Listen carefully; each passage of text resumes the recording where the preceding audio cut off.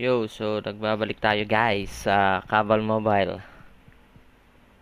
So, para sa mga bago dyan guys, yung gagawin nyo dito muna, kapag gagawa kayo ng account, pag nandito na kayo sa in-game, yung gagawin nyo muna, check nyo muna dito agad sa mystery box, dito sa taas.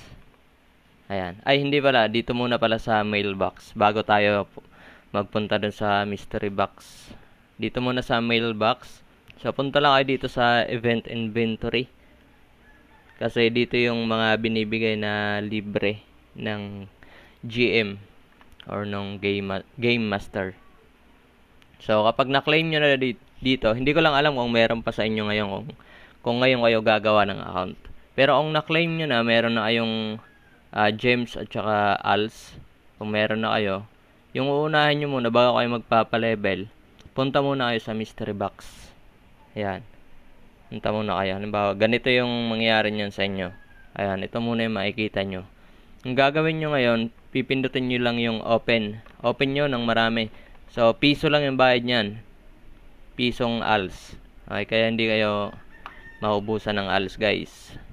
So, yung kailangan nyo ditong kunin, halimbawa sword type kayo or magic type, hanap kayo ngayon ng mga weapon scroll at saka armor scroll na mga SSA. Kapag sword type kayo, sword skill amp, yung SSA yung hanapin nyo. SSA. Kapag magic type naman kayo is magic skill amp naman yung hanapin nyo. May example ko, hanap tayo. Depende pa rin sa gusto nyong set. Kung shadow titanium lang kayo or mag-osmium kayo. Hindi pa tayo nakakita ng Hanap lang tayo. Eto. Ayan, katulad nyan. Weapon scroll. Weapons option scroll high. So, ayan. Mabasa nyo. Pwede nyong i-click yan. Tapos basahin nyo dito. Sword skill amp. So, katulad nga ng sinabi ko kanina, kung sword type kayo, sword skill amp yung kailangan nyo. So, kung may lumabas na sa inyong ganyan, pindutin nyo lang yan. Ayan. Kapag nag-highlight na yan, pindutin nyo yung buy. Kapag binili nyo na yan, mapupunta na yan sa inventory nyo. So, yung total price nyan is 1M. So, since na meron namang binibigay na free yung developer natin na mga free ALS, okay lang yan kasi nasa CBT pa lang tayo, close beta. Okay, nasa beta testing pa lang. Ayan. So, kapag meron na kayo nyan, pwede na yung, kumbaga, magre-ready na kayo para sa set nyo. Kasi may expiration lang yung mga yung free, yung katulad na ito. Ayan. So, ma-claim nyo yan habang nag-level kayo dito sa mailbox at saka sa mailbox. Dito sa mailbox talaga, hindi sa event inventory. So, ayan. Claim nyo yung mga binibigay na free kasi may expiration lang yan. Kumbaga may date lang. At saka yung kukunin nyo pa dito, guys, yung mga kukunin nyo pa dito is yung mga perfect core. Okay? Katulad na ito. Wait lang. Hanapin natin yung perfect core. So, ito. Perfect core high at saka perfect core medium. So, ito yung mga kukunin nyo doon sa mystery box. Yan yung mga importante dito. Huwag na yung kukuha ng iba kasi merong presyo yan. Tigo 1M bawat bili. So, kapag puno na, halimbawa, ganito guys yung mangyari sa inyo. Halimbawa, open kayo. Ayan, open ng open lang. Kapag puno na yan, ayan, hindi na pwede. Pindutin nyo lang yung select all, tapos empty kung wala kayong nagustuhan sa lumabas dito. Pindutin nyo lang yung empty. Ayan. At saka isa pa pala guys, bago kayo magpapa-level, hanap muna kayo ng happy birthday ring dito. Dito mismo sa mystery box. Huwag kayo kukuha ng ganito, yung mga ring of luck plus 2 lang. Huwag kayo kukuha ng ganyan. Siguraduhin nyo yung makukuha nyo is yung ganito, katulad ng sa akin, para mas malakas kayo at mas mabilis kayo mga pagpa-level. Ayan, happy birthday ring. Ayan, kailangan nyo ng 4. So, kapag nakuha nyo yung 4 na ring na yon, i-equip nyo na at saka doon na kayo mag-i-start magpa-level.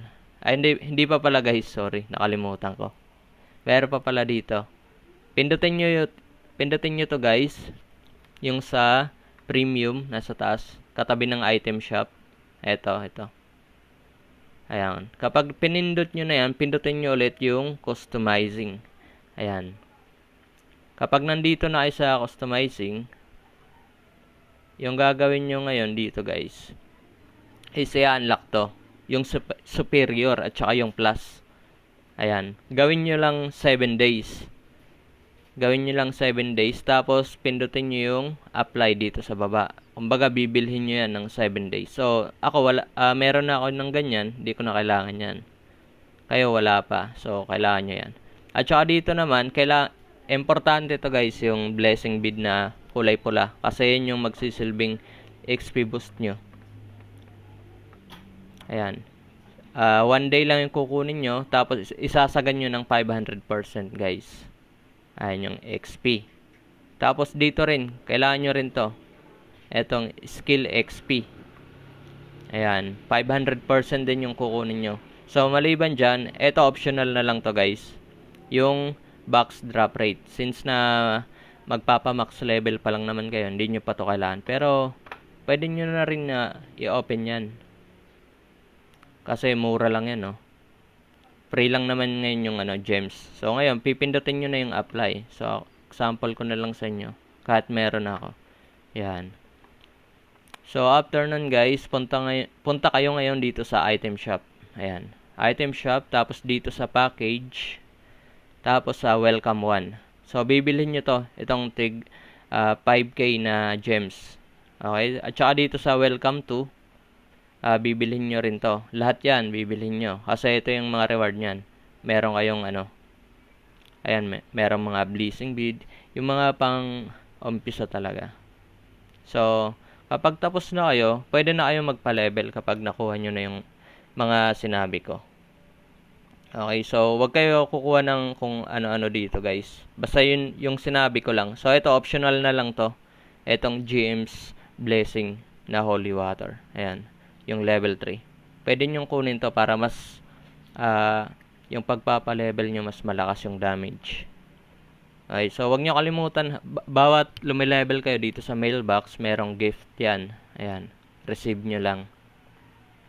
Saan kasi meron na ako eh. Ayan, napulot ko lang. At saka, dagdag tip lang guys, dito rin pala sa mystery box nakukuha yung Astral Bike na RW3.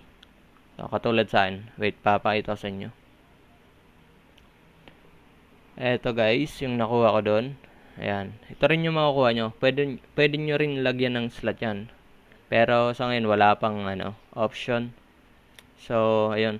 Magbubuo na lang kayo ng mga magpa-farm kayo. So, ngayon, ituturo ko sa inyo kung paano kayo makakapag-farm. Halimbawa, max level na kayo guys. Punta lang kayo dito. Hindi nyo na kailangan bumili ng entry. Punta lang kayo dito sa main natin. Tapos dito, yung dungeon. Basahin nyo lang dyan. Yung dungeon. So, pindutin nyo lang yung dungeon. Tapos, magpa-farm na kayo ngayon dito sa Volcanic Citadel.